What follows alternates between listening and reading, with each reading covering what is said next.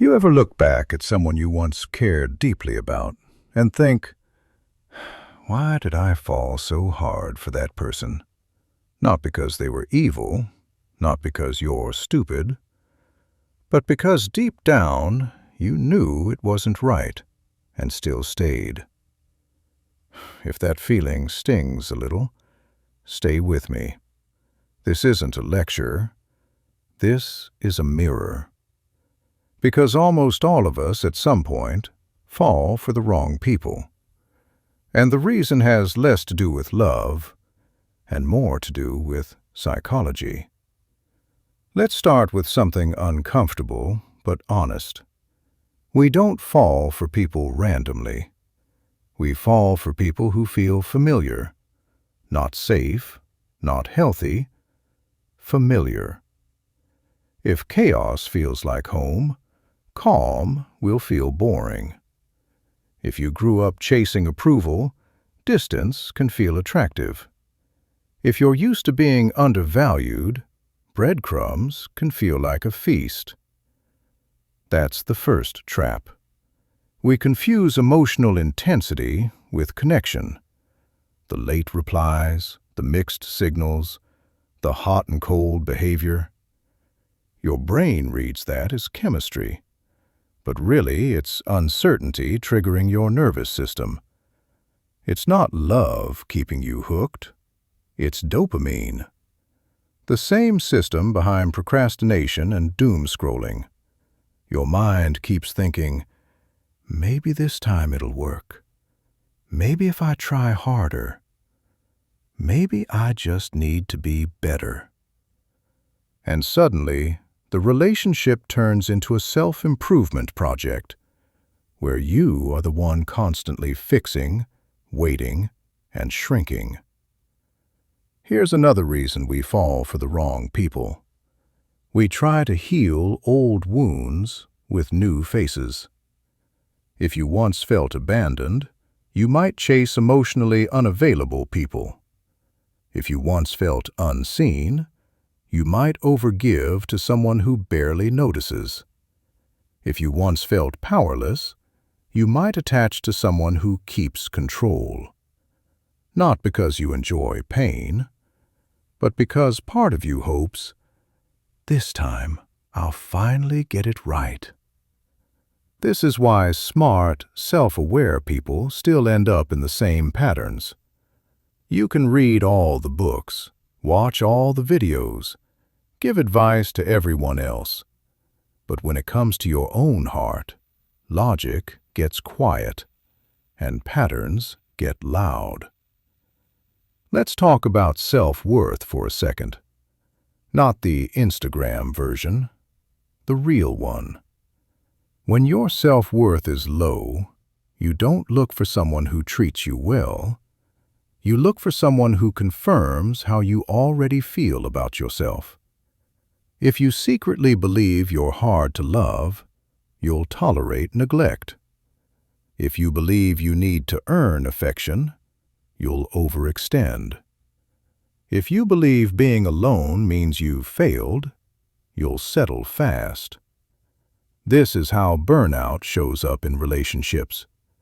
You're always understanding, always patient, always giving them space. But no one is protecting you. And after a while, you don't even ask for more. You just tell yourself you're asking for too much. Now here's the part people don't like to hear. Sometimes the wrong person feels right because they distract us from ourselves. Being with them gives you something to focus on, something to fix, something to chase. So you don't have to sit with your own loneliness, your uncertainty, that quiet fear of falling behind in life. When the relationship ends, it hurts. But what hurts even more is the silence that follows. That's why many people jump from one wrong relationship to another. Not because they love deeply, but because they're running.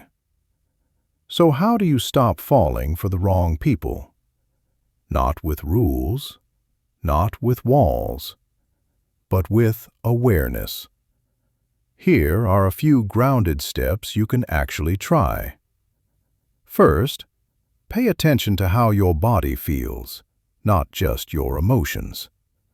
The wrong people often make you anxious, restless, and overthinking. You replay conversations. You check your phone too often.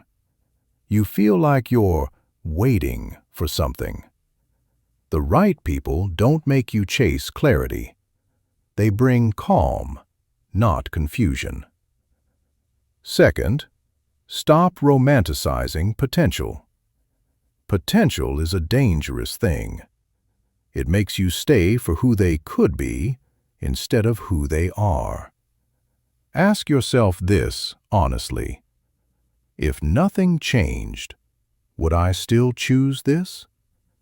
If the answer scares you, listen to that.